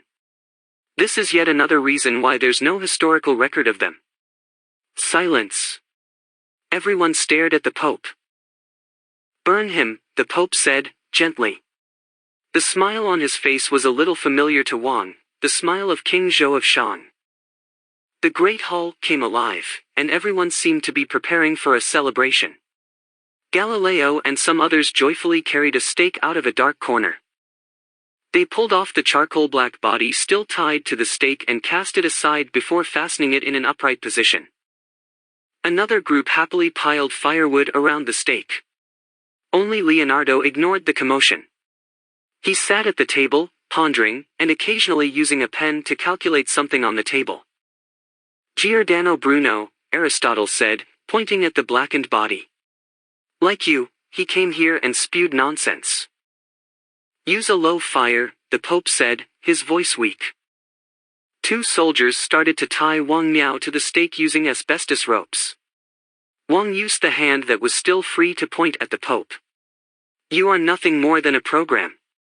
As for the rest of you, you're either programs or idiots. I will log back on. You cannot return. You will disappear forever from the world of three-body. Galileo cackled. Then you must be a program. A normal person would certainly understand the basics of the internet. The most the game can do is record my MAC address. I can just switch computers and create a new ID.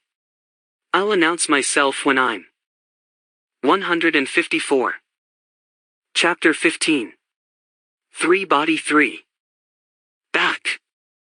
The system has recorded your retinal scan through the V-suit, Leonardo said, looking up at Wang. Then he returned to his calculations. Wang Miao was seized by a nameless terror. He shouted, "Don't do this. Let me go. I'm telling the truth." If you're telling the truth, then you won't be burnt to death. The game rewards those who are on the right path. As Aristotle grinned, he took out a silver Zippo lighter, flipped it in his hand in a complicated fashion, and then flicked it on.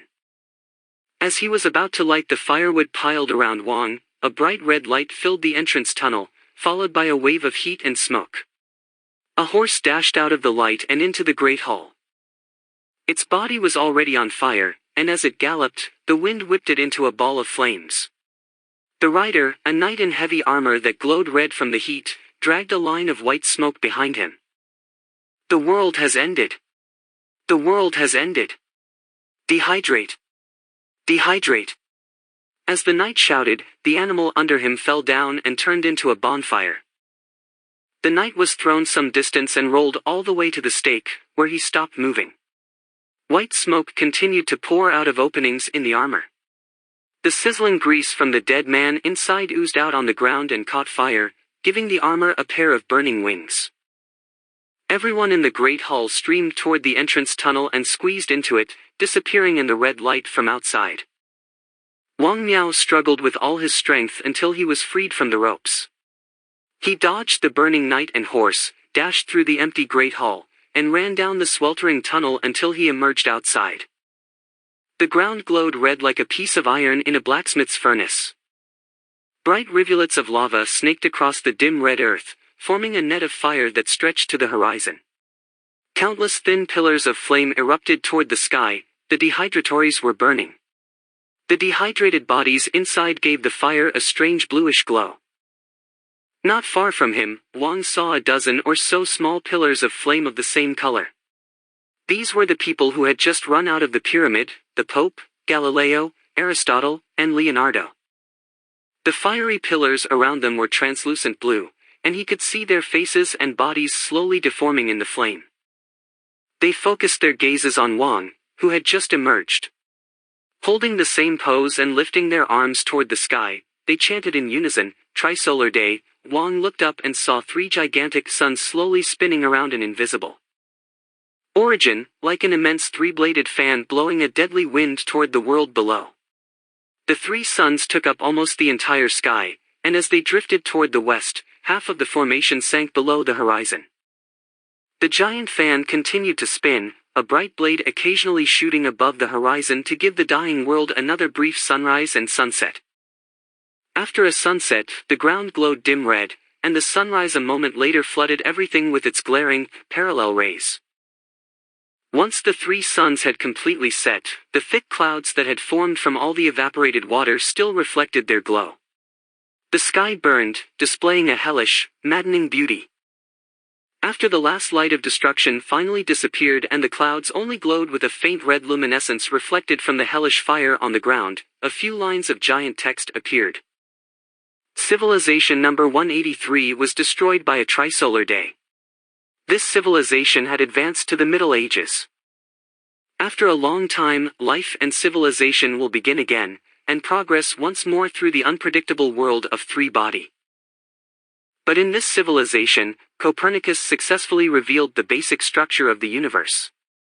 The civilization of three-body will take its first leap. The game has now entered the second level. We invite you to log on to the second level of three-body. 156. Chapter 15. Three-body 3.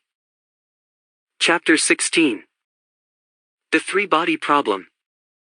As soon as Wang logged out of the game, the phone rang. It was Shi Chang, who said it was urgent that he come down to Shi's office at the criminal division. Wang glanced at his watch. It was 3 in the morning. Wang arrived at Shi's chaotic office and saw that it was already filled with a dense cloud of cigarette smoke. A young woman police officer who shared the office fanned the smoke away from her nose with a notebook. Shi introduced her as Su Bingbing, a computer specialist from the Information Security Division. The third person in the office surprised Wang. It was Wei Cheng, the reclusive, mysterious husband of Xin Yufei from the frontiers of science. Wei's hair was a mess. He looked up at Wang, but seemed to have forgotten they had met. "I'm sorry to bother you, but at least it looks like you weren't asleep," Shi said. "I have to deal with something that I haven't told the Battle Command Center yet, and I need your advice." He turned to Wei Cheng. "Tell him what you told me." My life is in danger, Wei said, his face wooden. Why don't you start from the beginning? Fine. I will. Don't complain about me being long-winded. Actually, I've often thought about talking to someone lately. Wei turned to look at Su Bingbing. Don't you need to take notes or something? Not right now, Disher said, not missing a beat. You didn't have anyone to talk to before? No, that's not it. I was too lazy to talk. I've always been lazy. Wei Cheng's story. 158. Chapter 16. The three-body problem. I've been lackadaisical since I was a kid. When I lived at boarding school, I never washed the dishes or made the bed. I never got excited about anything.